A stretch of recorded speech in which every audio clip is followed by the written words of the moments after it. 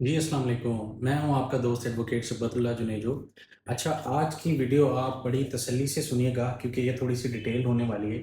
Actually market के अंदर एक तो न्यूज़ीलैंड का जब से global workforce visa and peak seasonal visas जब से आए हैं, तो ये पाकिस्तान में प्रैक्टिस हो रही है कि consultants without any proper accurate information clients को मिसगाइड करके उनसे पैसे बटोर रहे हैं। मैं आज आपको एक डिटेल्ड चीज़ें बताने जा रहा हूँ पीएसवी के बारे में और ग्लोबल सीजनल वर्क वीज़ा के बारे में। ठीक है, देखें, ये इनके नाम से ही पता चल रहा है कि ये सीजनल वीज़ाज हैं। Global seasonal workforce visa basically ये आपको मिलती है 9 मंथ्स के लिए, और वो 9 मंथ्स आप वहाँ गुजारने के बाद then you have to return to Pakistan for 3 more months. और वो ग्लोबल वर्कफोर्स जो वीज़ा है वो आपका जो उसकी जो टाइम ड्यूरेशन है वो मैक्सिमम 3 इयर्स है कि आप 3 साल तक ये इन एंड आउट करके आप इस वीज़ा के ऊपर जा सकते हैं।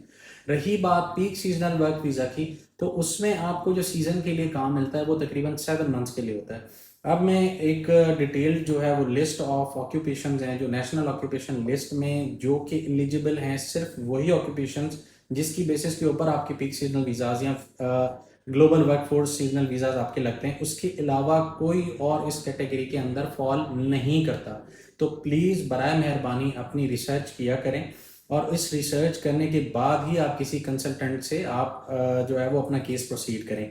इसके अब जिस तरह मैं अगर मिसाल दूं आपको, तो ग्लोबल वर्कफोर्स सीजनल वीज़ा है, उसमें आपके एग्रीकल्चर आ जाता है, एग्रीकल्चरल टेक्नीशियन आ जाते हैं, चेयर लिफ्ट ऑपरेटर है, माउंटेनियर और ग्लेशियर गाइड है, आउटडोर एडवेंचर इंस्ट्रक्टर है, शेयरर्स है, स्लॉटरर है, स्नो ग्रूमर है। तो ये उन्होंने अपनी ऑफिशियल वेबसाइट के ऊपर एक वीज़ाज की सॉरी जो ऑक्यूपेशंस की जो लिस्ट है वो उन्होंने मेंशन की हुई है कि किस सीज़न में कौन सी जॉब्स आपको मिल सकती हैं।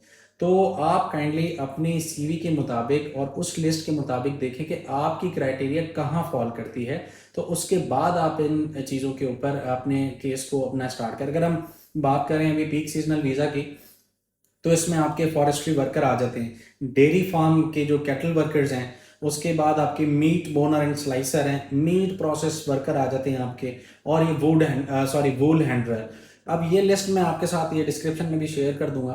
तो ये ही जस्ट दो लिस्ट की जो कैटेगरीज हैं उसमें ही आपके ये दो वीज़ाज अप्लाई हो सकते हैं। रेस्ट ऑफ जितने भी प्रोफेशंस हैं वो या तो आपकी अक्रेडिटेड एम्प्लॉयर वर्क वीज़ा के रोल के हिसाब से आप जाएंगे, या फिर skilled migrant category residence visa के बाद ही आप उसमें आप अप्लाई कर सकते हैं। अब उसमें भी कौन कौन से एलिजिबल रोल्स हैं, स्किल लेवल 1 से लेके स्किल लेवल 5 तक जितने भी रोल्स हैं वो अक्रेडिटेड एम्प्लॉयर वर्क वीज़ा के स्ट्रीमलाइन के थ्रू जा सकते हैं। उसके अलावा अगर आपकी रजिस्ट्रेशन हैं, कोई अगर हेल्थ प्रोफेशन से रिलेटेड जो इंडिविजुअल्स हैं या फिर जो इंजीनियर्स हैं, तो उनके लिए जो डायरेक्ट रेजिडेंसी का पाथवे है, वो वर्क वीज़ा पे अगर नहीं जाना चाहते, तो उनके जो जिसको हम ग्रीन लिस्ट 1 या टायर 1 रोल भी कहते हैं, वो वाले इंडिविजुअल डायरेक्टली एसएमसी के पाथवे से भी अप्लाई कर सकते हैं। मतलब उनको वर्क वीज़ा पे जाने की ज़रूरत नहीं पड़ेगी, वो डायरेक्टली अपनी रेजिडेंसी यहाँ से अप्लाई करके जा सकते हैं।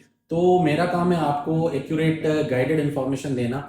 मज़ीद जो इंडिविजुअल्स समझते हैं कि वो इन लिस्ट के अंदर फॉल करते हैं और वो अपने लिए जॉब हंटिंग का प्रोसेस स्टार्ट करवाना चाहते हैं, तो वो हमसे रब्ता कर सकते हैं हमारे नीचे दिए गए नंबर्स के ऊपर। चलें, मिलते हैं इंशाल्लाह किसी और एक इन्फॉर्मेटिव टॉपिक के ऊपर। तब तक के लिए जज़ाकल्लाह।